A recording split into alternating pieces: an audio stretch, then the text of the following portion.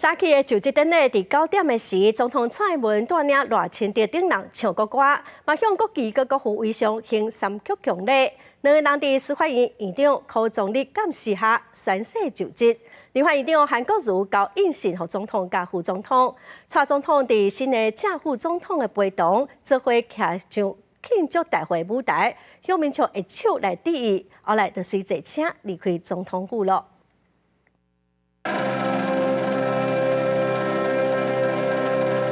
在前总统蔡英文带领之下，第16任总统赖清德甲副总统萧美琴唱国歌，各向国旗甲国父位上行三曲强礼。在司法院长柯总理监视之下，总统赖清德宣誓就职。于事已至诚，向全国人民宣誓。副总统萧美琴了也完成宣誓就职。在现场观礼嘉宾谱声真热烈。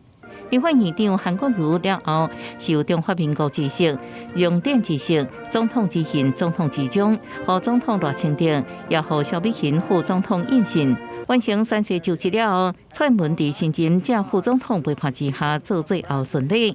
那边向伊致敬，员工也拍破欢送，蔡英文一手致意。院长，请由礼宾人员引导至总统。在新任正副总统陪伴之下，蔡英文今日庆祝大会舞台向民众一手致意，佮等于府前坐车，正式告别总统府，也下当真交予新的政府。恭请总统签署任命令。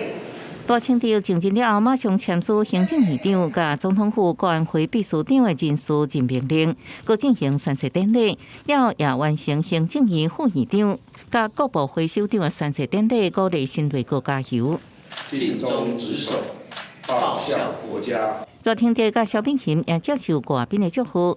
外交部统计，即摆有73个访问团，687个外宾参加就职典礼甲相关的活动。亲像甲咱关系真密切的美国，派遣包含美国在台协会主席罗森伯格等5人跨党派代表团来台湾参加大典。前美国国务卿庞佩奥也来祝福。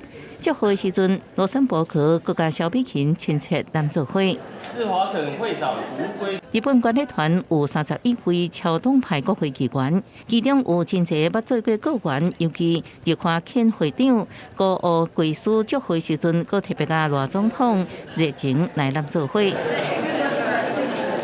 前首相安倍魏松召会也到现场祝贺，人数也创新高，显示日本对咱新的政府的高度重视。记者综合报道。